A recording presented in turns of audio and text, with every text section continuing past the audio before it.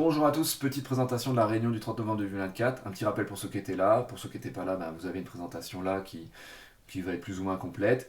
Donc déjà, en préambule, avant de commencer, deux messages à faire passer. Le premier message, c'est sur les catégories jeunes, il faut que les jeunes jouent. Voilà. Alors, tout ce qui va être formation, compétition, il faut essayer de faire en sorte que ces deux termes-là soient en symbiose. Et souvent, vous allez voir, on va en revenir dessus sur la vidéo, que la compétition et l'esprit d'ultra compétition va amener en fait finalement à sortir complètement de la volonté de former les jeunes, va sortir complètement de la volonté d'exploiter les thèmes de jeu, etc. Donc ça c'est le premier message. Être dans un esprit de formation, ce n'est pas le match. Quand vous êtes en cadence, ce n'est pas votre match. Vous ne devez pas être super fier d'avoir gagné un match de moins de 11.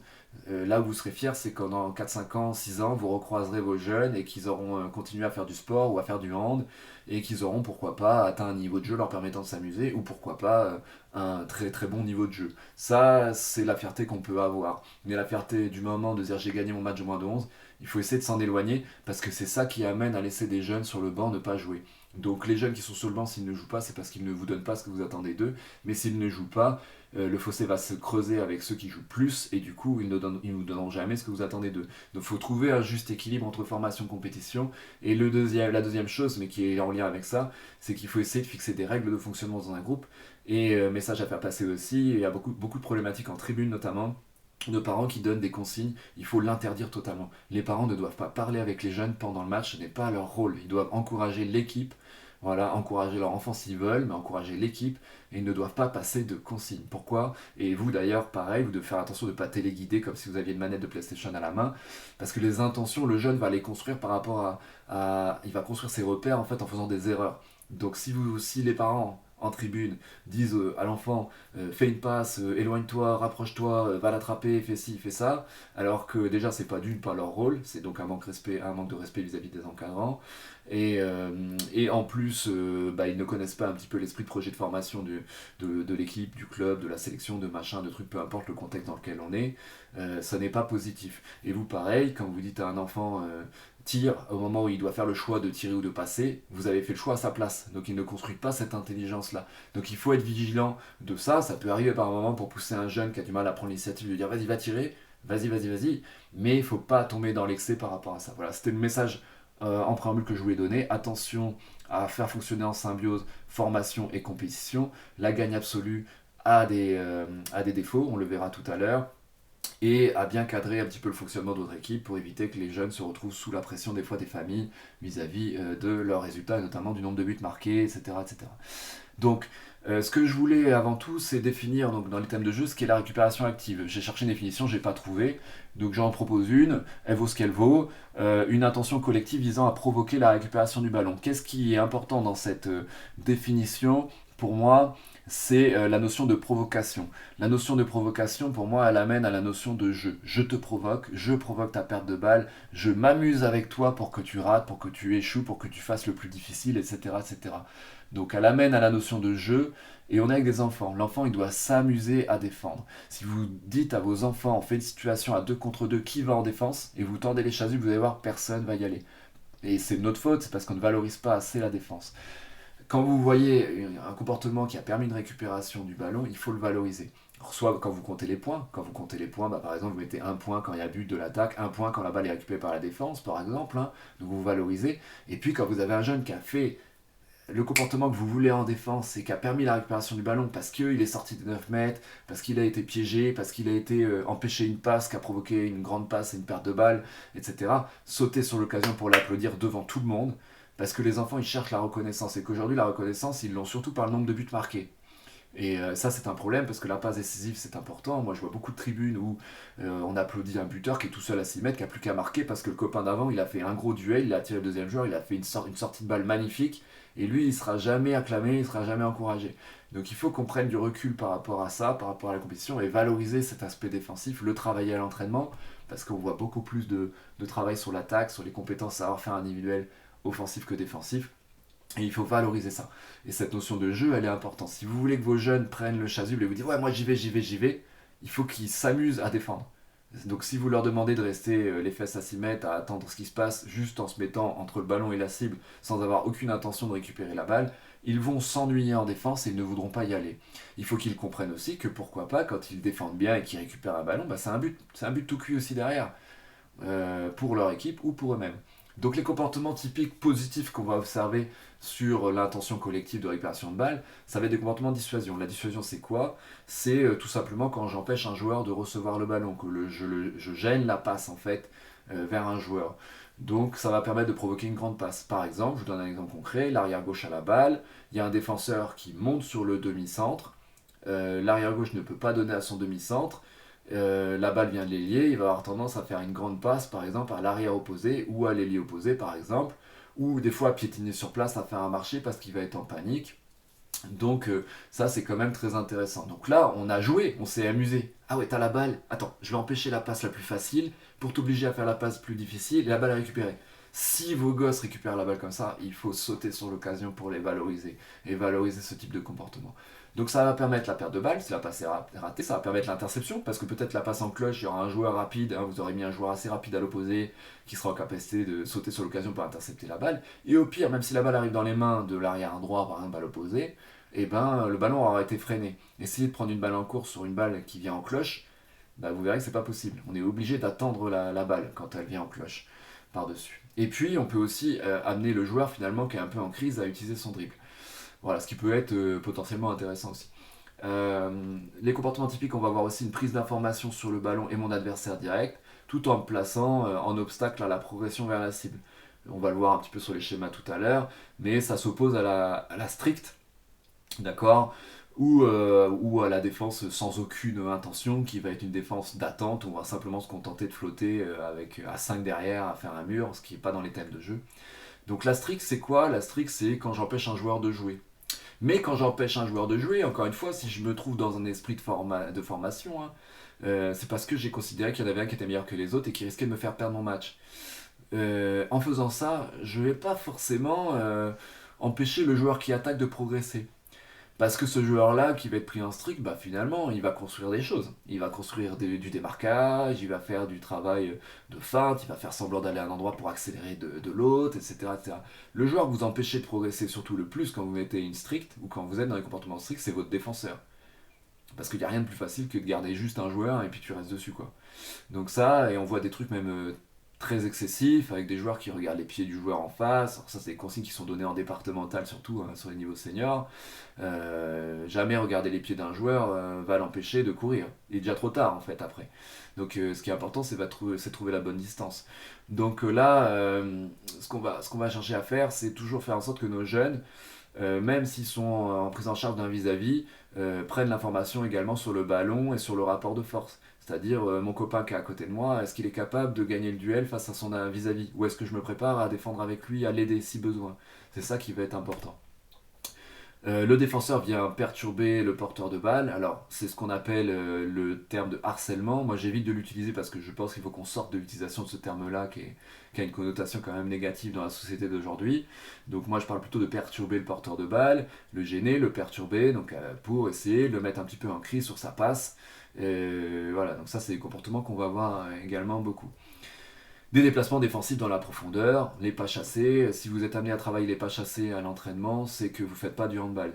Hein, le pas chassé, c'est un déplacement qui n'existe pas au handball. C'est un déplacement qui est très lent. Une prise en compte progressive du rapport de force, donc c'est ce que j'évoquais tout à l'heure. J'ai mon copain qui est plus fort que son adversaire direct, j'ai pas besoin de venir l'aider. Je vais peut-être pouvoir rester face à mon vis-à-vis, voire même gêner la passe vers mon vis-à-vis pour essayer de récupérer la balle. Par contre, je vois que mon copain s'est fait passer une ou deux fois, qu'il est un peu en difficulté dans le duel. Et ben peut-être que quand son vis-à-vis à la balle, je vais me préparer peut-être à venir l'aider. Voilà, c'est ça la prise en compte du rapport de force. Donc il n'est pas gênant, il n'y a pas de honte à dire quand vous managez, bah tiens, au début, hein, vous ne connaissez pas forcément vos joueurs, hein, souvent vous êtes des parents qui entraînent l'équipe, etc. Vous ne connaissez pas l'équipe adverse forcément, et peut-être vous avez identifié sur l'échauffement qu'il y avait 2-3 joueurs qui étaient un peu meilleurs, et vous dites, tiens, toi tu vas aller prendre le 5 parce que tu es assez dynamique, et puis lui aussi, toi tu vas prendre le 6, toi tu vas prendre le 3, toi tu vas prendre le 4. Ça c'est pas grave de dire voilà on se répartit face à un numéro sur le premier tiers-temps dans la défense active. Par contre ce qui est important c'est bien de leur préciser derrière vous n'êtes pas collé à votre joueur. C'est-à-dire que s'il y a besoin de venir aider et de changer, par exemple, toi tu as le numéro 5, mais tu vois que ton copain, il y a le numéro 3 qui vient et qui le déborde et qui est dangereux et que ton copain il n'arrive pas à tenir, bah viens aider sur le numéro 3, quitte à lâcher un petit peu ton numéro 5. Tu vois que le numéro 6 il est vraiment très faible, on voit que le numéro 6 il a vraiment du mal, il débute, voilà, c'est compliqué pour lui. Bah, on peut peut-être le laisser jouer un peu. Hein, ça sera favorable dans tous les sens, parce que lui il va toucher un peu la balle, et puis il va pas vous mettre en danger. Donc vos joueurs vont comprendre qu'il oui, il y a des joueurs qui sont plus dangereux que d'autres, donc il faut s'adapter. Ça c'est très important dans la formation. Alors à l'inverse, ben, ça serait une intention de protection de but essentielle. Donc c'est les comportements typiques, c'est le mur, on se met à 5, on flotte, hein, mais ça je le vois en moins de 11, rarement quand même, parce qu'il y a les thèmes de jeu qui vous orientent, mais on peut le voir. Des fois, au début d'année, quand les thèmes de jeu sont pas respectés, bon, ça construit pas vos joueurs, hein, ça les détruit, au contraire, ça les empêche de progresser. Ça vous fait gagner vos matchs, par contre, mais bon, il n'y a pas de quoi être fier. Après, derrière, je le vois aussi en 13 et en 15 et en 17, des fois, dans certains projets de formation d'équipe, il faut sortir vraiment de ça, il faut comprendre que défendre, c'est jouer aussi dans la profondeur. Mais pourquoi on le voit? Pourquoi on le voit? On le voit, on en revient à cette notion de compétition, parce que ça fait gagner. Pourquoi on le voit? Parce que ça fait gagner. Ça fait gagner, mais ça ne fait pas progresser. C'est-à-dire, on reste à 5 en bloc au milieu, bah oui, avec le réducteur de but et avec les compétences d'un moins de 11 qui va avoir du mal à tendre le bras sur la fin de geste à l'aile, qui va avoir du mal à contourner sur le côté le gardien de but, avec un mouvement de poignet, avec la finition avec les doigts, etc. Enfin, je ne rentre pas dans les détails techniques. Ça, c'est très dur en moins de 11. Donc, on voit que le tir de loin, ça devient un tir de très loin. On voit que le tir à l'aile, il est compliqué. Alors, les gars, on se met à 5 au milieu et puis on flotte. Voilà, donc ça, c'est la caricature. Mais en faisant ça, bah oui, vous allez gagner votre match. Bah, en tout cas, vous allez gagner les premiers matchs, ça c'est sûr. L'adversaire, bah, il va être en difficulté. On aura un score de 3-2 à la fin, et puis il y a peut-être des joueurs qui vont quelque part ne pas vouloir défendre à l'entraînement parce que c'est très chiant de défendre comme ça en fait, on n'y prend aucun plaisir. Ça, je peux vous dire que quand vos jeunes joueront à un bon niveau, ça fera but à chaque fois. Hein. Parce que l'ailier, il y aura les buts, parce que il y aura les compétences pour sauter la passe, faire une passe par exemple demi-ailier. Si vous êtes que dans du flottement, il y aura des passes de renversement, vous serez mis en difficulté par les pivots, etc., etc. Ça ne marchera plus après. Mais oui, vous, cette saison-là, en 2018-2019, vous vous rappellerez que vous allez gagner votre championnat de moins de 11 honneurs. C'est vrai. Mais il faut faire attention à ne pas se laisser emporter, embarquer par les émotions liées à la compétition. La faute sportive non nécessaire, donc le contact n'est pas interdit. La neutralisation est interdite. La neutralisation, c'est l'acte d'attraper le joueur et puis de l'empêcher de jouer. Bon, ça fera faute, ça ne vous permet pas de récupérer la balle. Mais il y a aussi la possibilité, vous avez la possibilité par contre d'accompagner, de poser les mains sur le joueur et de l'accompagner, de le repousser vers l'extérieur. Ça, c'est des choses qui sont possibles. Hein, le contact n'est pas interdit, c'est bien la neutralisation qui est interdite. Mais dans tous les cas, pareil, si vous faites faute, il y aura balle à l'adversaire. Donc il faut faire attention que cette faute soit vraiment le dernier recours. On va avoir des déplacements défensifs en pas chassé. Donc voilà, donc des déplacements défensifs qui n'existent pas, hein. Plus vous allez monter de niveau, moins vous allez voir ça. Les déplacements pas chassés, c'est les déplacements les plus lents qui existent. Ce sont des déplacements qui amènent à faire des fautes, ce sont des déplacements qui sont à proscrire. On doit avoir des déplacements sur des petits appuis, et souvent des déplacements avant-arrière, ça c'est important. Une prise d'information qui va être très limitée, souvent portée sur le ballon, hein, quand on fait ce système où on n'a pas d'intention de récupération de balle et qu'on protège, on se met à 5 au milieu, on flotte et on regarde que le ballon. À l'inverse, si on prend en strict le meilleur joueur, en défense individuelle strict le meilleur joueur, on va regarder que le joueur souvent et donc on construit rien. Alors les incidences, c'est que vous avez de fortes chances, on l'a dit, de gagner votre match. Hein. Vous aurez la fierté de gagner votre match, mais par contre les jeunes vont prendre aucun plaisir à défendre. Vous serez le héros de votre club, ça c'est sûr. Mais le club, 2-3 ans après, quand ces gosses-là seront en moins de 15, ils se rendront compte qu'ils jouent en départemental et que les gosses sont frustrés parce qu'ils prennent beaucoup de buts et qu'ils n'arrivent pas à défendre parce que là, mince, ça commence à marquer des buts un peu plus à contre-flottement, ça commence à marquer des buts un petit peu à l'aile, ça commence à... Ah, il faut qu'on fasse autre chose. Mince, mais on l'a pas fait, on n'a pas appris, ça fait 2-3 ans qu'on est que là-dessus. Donc ça, il faut vraiment faire attention. Mais vous avez fait ça parce que vous vouliez gagner votre match. Donc soyez plutôt sur des défenses qui vont solliciter un maximum les ressources du joueur, ses capacités à prendre des décisions, à poser des pièges, etc., à tenter des choses. S'il tente quelque chose et qu'il se trompe, le grondez pas. Le grondez pas. Valorisez les prises d'initiative. Les joueurs qui sont derrière vont s'adapter, mais la prise d'initiative dans la profondeur, elle doit toujours avoir raison. En tout cas dans sa tentative. Maintenant, si elle n'est pas juste, vous régulez, etc. Mais il faut la laisser se faire. Ça, c'est très important. Laissez faire l'erreur.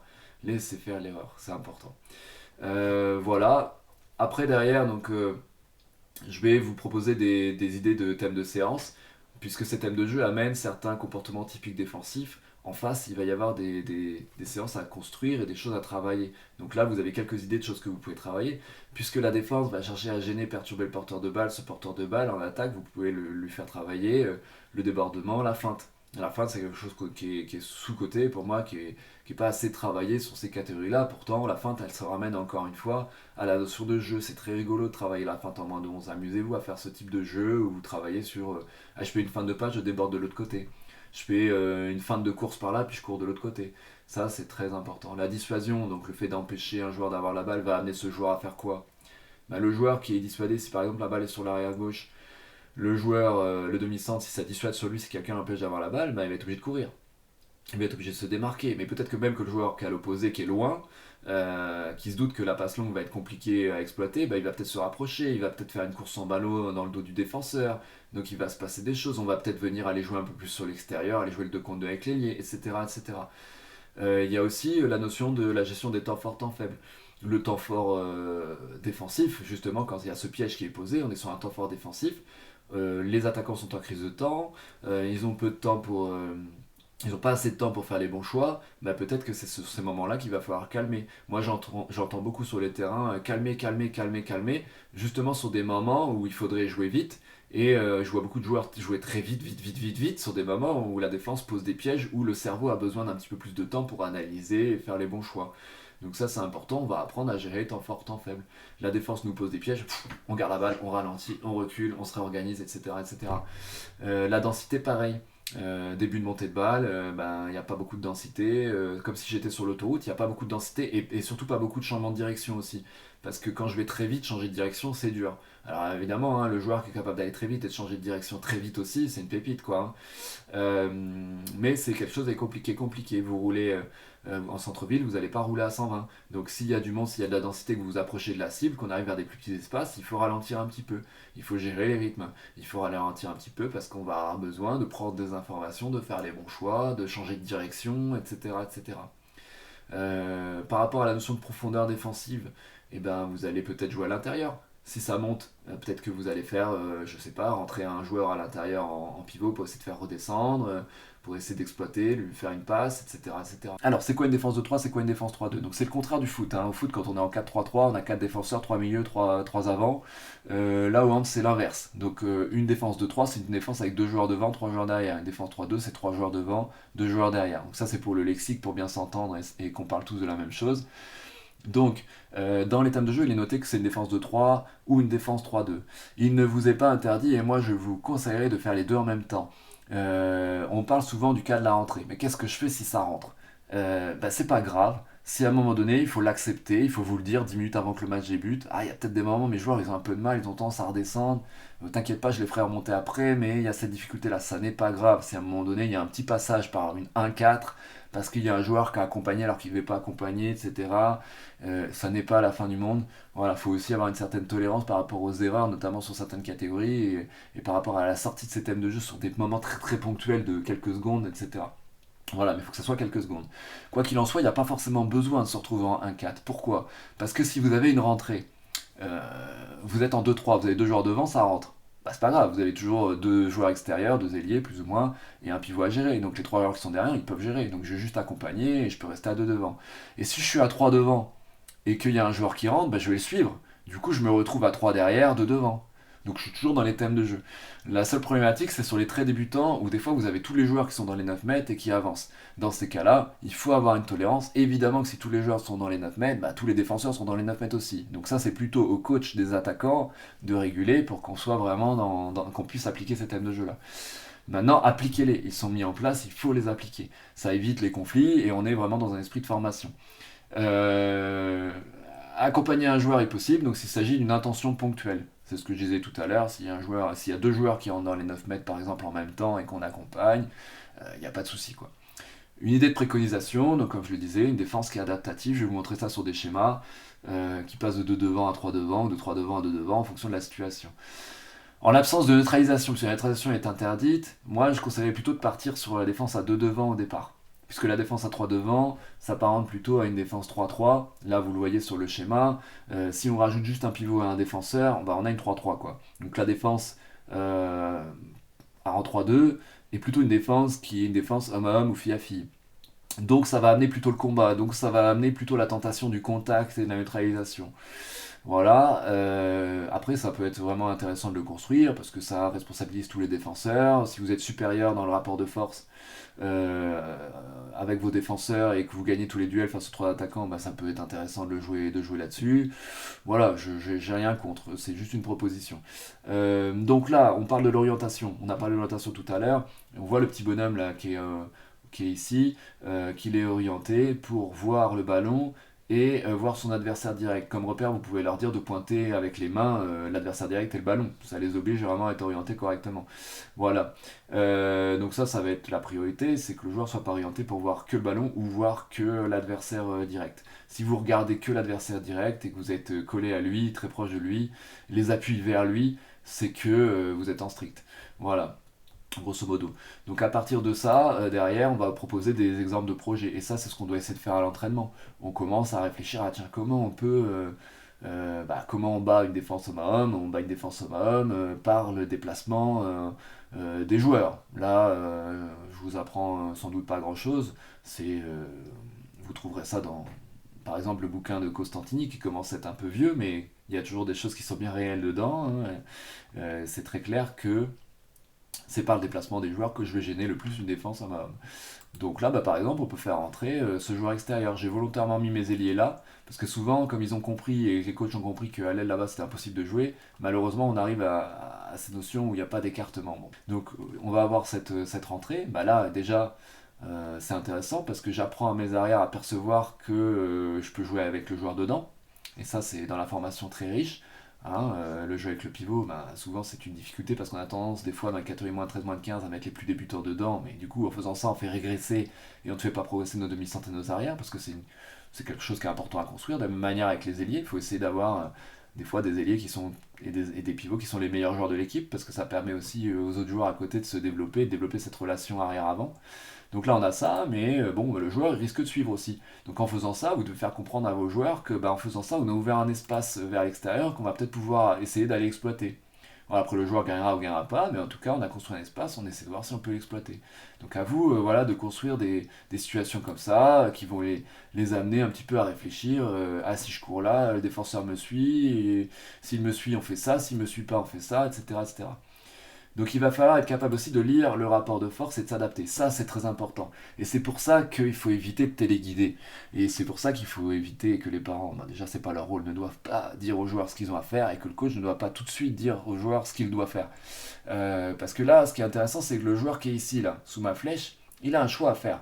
Donc il doit faire ce choix et s'il se trompe une fois, c'est pas grave. Si on prend but parce qu'il s'est trompé, c'est pas grave. Ne l'engueulez pas. Essayez de lui expliquer. Ah, regarde, observe ce qui se passe. Analyse. Et là, ce qu'il doit analyser, c'est le rapport de force, attaquant-défenseur. L'attaquant vient de battre 2 fois mon copain. Mon copain a du mal face à lui en défense. Je me prépare à aider. À l'inverse, mon copain, il a le dessus complètement sur ce joueur-là. Du coup, je vais plutôt me préparer à piéger. Et c'est ça qu'on va chercher à construire. C'est des intentions. Maintenant, je viens aider. Ah, je viens aider, vous allez me dire, s'il vient aider, c'est pas bien, parce que l'autre il se retrouve tout seul. Du coup, il y a un autre joueur qui est là. Donc l'autre joueur qui est là, derrière, on va construire de l'intelligence tactique avec lui. C'est pas interdit dès le moins de 11 de faire ce genre de choses, de se dire, bon, il est venu aider, toi, tout seul, tu vas pas rester sur ton ailier. Parce que si tu restes sur ton ailier, l'arrière il va foncer tout droit, et puis c'est terminé. Si je vous le remets en arrière, voilà, on voit que l'arrière il a juste à foncer tout droit, la balle, si elle sort correctement, c'est terminé. Donc lui, qu'est-ce qu'il va faire? Il va à lui tout seul réussir à gérer 2 joueurs pour compenser. Donc il va se mettre face à l'arrière pour l'empêcher de traverser et il va se mettre sur la ligne de passe. D'accord? Il va se mettre à la fois sur la ligne de passe pour forcer une passe difficile, pour forcer une passe qui va être lente, qui va lui permettre de se replacer, qui va permettre à tout le monde de se réorganiser. Et il va se mettre aussi face à l'arrière. Et si la balle sort sur l'arrière, c'est lui qui va gérer l'arrière. Et puis peut-être le copain qui est venu aider, il va faire demi-tour, il va venir gérer l'ailier. Il va y avoir cette adaptation-là. Donc ça, c'est des choses qui sont très riches et intéressantes. Donc les comportements défensifs typiques en 2-3. Donc la 3-2 s'apparentait plutôt à une 3-3. La 2-3 s'apparente plutôt à une 2-4. Il y a juste un joueur de moins derrière. Et la 2-4, c'est plutôt une défense de zone. Une défense qui va flotter, qui va se déplacer en fonction du déplacement du ballon. Donc le ballon se déplace là, dans notre cas, vers la droite. Et la défense se déplace pour surnombrer vers la droite. On a 3 défenseurs pour 2 attaquants, par exemple, dans ce secteur-là. Donc on va essayer de jouer là-dessus. Et ce qui va être intéressant, d'avoir des comportements à l'opposé. Voilà. Donc là, on peut proposer des pièges, des choses qu'on peut travailler à l'entraînement. tout simplement, et qui vont permettre de faire travailler à la fois les défenseurs, mais aussi les attaquants. La balle, par exemple, est sur l'extérieur, ici. Qu'est-ce que je peux proposer? Je peux essayer d'empêcher le retour du ballon. Je monte là, j'empêche le retour du ballon. Et là, si la balle va au demi-centre, le joueur qui est ici, tac, il essaye peut-être d'intercepter, de partir en contre-attaque. Je peux aussi dire, je vais empêcher la passe là, mais tiens, je veux aussi empêcher la passe au demi. Je monte. Et du coup, on provoque une passe qui est encore plus longue. Et le joueur qui est ici, faut pas l'interdire de sortir des 9 mètres. Et on passe de 2-3 en 3-2. Vous voyez ce que je veux dire? C'est-à-dire que là, ce joueur-là qui est ici, il va sortir des 9 mètres pour commencer à anticiper le fait qu'il va y avoir une longue passe et se préparer peut-être, pourquoi pas, à jouer sur cette trajectoire et à sortir. Voilà. Et c'est pour ça que je dis qu'on a une alternance, on doit toujours avoir une alternance entre ces deux thèmes de jeu. Puis seulement, je suis à 3 devant, il y a un joueur qui rentre, je l'accompagne, je passe en 2-3. Je suis à 2 devant, on est en dissuasion, il y a une possibilité d'aller jouer un coup à l'extérieur, je passe à 3 devant. Donc pour moi, on doit construire cette capacité à sortir. Voilà, je reviens un petit peu en arrière, donc voilà, sortir des 9 mètres, finalement, pour essayer de gagner un petit peu de temps sur la passe, essayer de jouer l'interception. Attention, construire cette intelligence, c'est-à-dire, là j'ai empêché la passe, là j'ai empêché la passe, là je l'empêche pas. Je me rapproche un peu pour avoir moins de courses à faire, pour à la fois être à mi-chemin entre l'ailier et l'arrière par exemple, mais je ne l'empêche pas. Je veux pas que le porteur de balle aille enterrer le ballon. Je veux qu'il soit tenté de faire cette passe-là et moi je veux sortir dessus. Donc c'est cette intelligence, c'est cette notion de piège qu'il faut essayer de construire à cet âge-là. Ils vont s'amuser à défendre. Croyez-moi, ils vont s'amuser à défendre en faisant ça. Donc là, un autre exemple, par exemple, là, la balle est sur l'arrière et il n'a pas mis la balle à l'aile tout de suite, donc on va empêcher la passe au demi. En faisant ça, qu'est-ce qu'on provoque? On provoque une passe en cloche par-dessus ou un 2 contre 2. Du coup, il va remettre la balle à l'aile pour se réappuyer dessus et puis ça va jouer à 2 contre 2. Vous avez fait ça, vous avez organisé votre défense, vous avez mis vos deux meilleurs joueurs sur le duel, là, sur ces deux postes-là, là, le poste avancé ici puis le poste 1 ici. Vous avez mis vos deux meilleurs joueurs de duel, et là-bas vous avez mis un joueur qui est très rapide, qui est capable de sortir éventuellement sur la passe ici. Donc voilà, et on en revient à l'exploitation des capacités, des ressources de mes joueurs en fonction voilà, en fonction du jeu, quoi. Maintenant, vous pouvez aussi faire l'inverse. Vous pouvez vous dire, tiens, mes joueurs, et là on se trouve à la frontière entre la compétition et la formation. Vous pouvez vous dire, tiens, dans ce 2 contre 2 là, je vais mettre un joueur fort dans le duel et je vais mettre un joueur qui a plus de mal. Et ce que je veux, c'est que mon joueur qui est fort dans le duel, il comprenne qu'il faut qu'il aille aider l'autre. Ou ce que je veux, c'est que mon joueur qui a plus de mal dans le duel, il vive des situations de duel à répétition pour pouvoir, pendant le match, lui donner des repères. Place-toi devant le bras du joueur, gère la distance, etc. On peut aussi se situer dans cet esprit-là en match, c'est-à-dire se servir du match aussi pour, des fois, mettre en difficulté ses joueurs et les amener à travailler aussi également. Ça n'empêche pas, évidemment, la volonté de construire un état d'esprit gagnant, c'est-à-dire de vouloir aussi gagner les matchs. Mais ça ne doit pas être au détriment de la formation et de tout. Donc là, on va provoquer cette grande passe et pourquoi pas une sortie pour essayer de l'intercepter. Et vous allez me dire, oui, il y a un joueur qui est tout seul. C'est pas grave, le joueur qui est ici, qui a personne, il va aller couvrir là-bas. Voilà. Je reviens sur la défense à 3 devant, en aparté, juste pour faire une petite remarque. Quand vous avez 3 joueurs devant comme ceci, il n'y a rien, par exemple, qui vous empêche, puisqu'on est en la chacun un petit peu son joueur à sa éviter, il n'y a rien qui vous empêche de faire sortir votre gardien. Par exemple, de mettre dans les buts le joueur qui a des vraies qualités perceptives, des vraies qualités dans le maniement du ballon, et puis lui dire maintenant, viens, vas-y, sors, et puis on va voir ce que ça donne.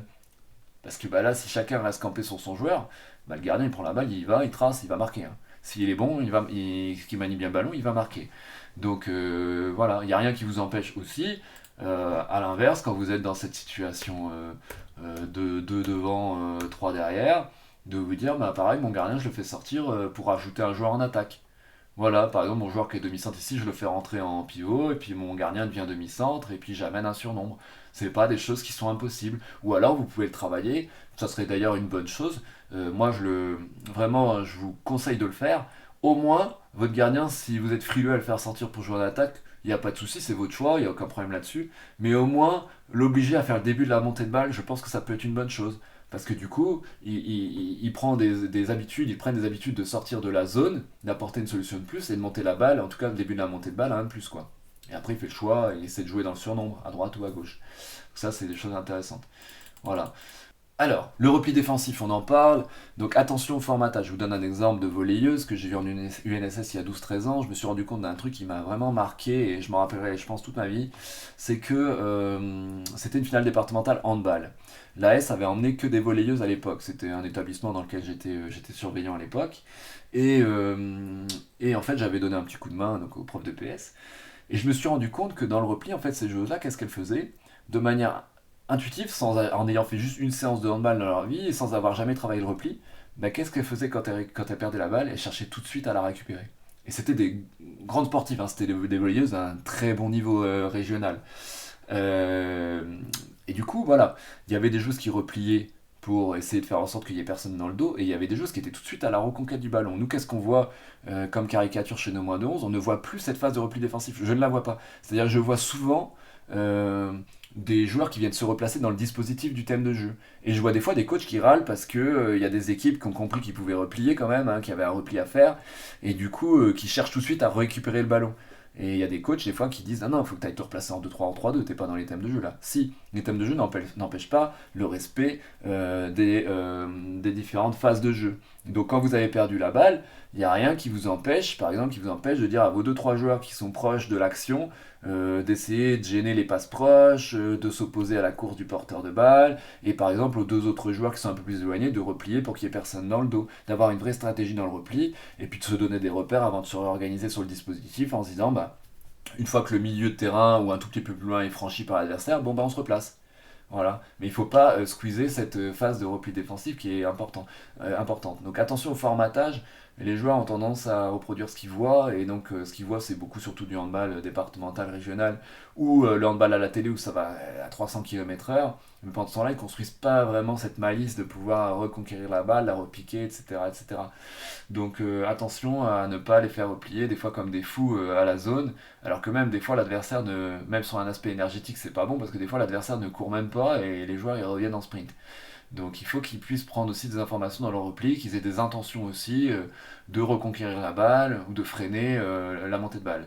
Donc voilà, c'est ce que j'expliquais un petit peu sur la deuxième phrase, en freinant la montée de balle, de n'avoir personne dans son dos et de chercher à reconquérir le ballon. Encore une fois, c'est des intentions. Freiner, reconquérir, n'avoir personne dans son dos, c'est des intentions qu'on doit essayer d'avoir. Je vous remercie de votre attention, et voilà, et je rappelle un petit peu mon préambule.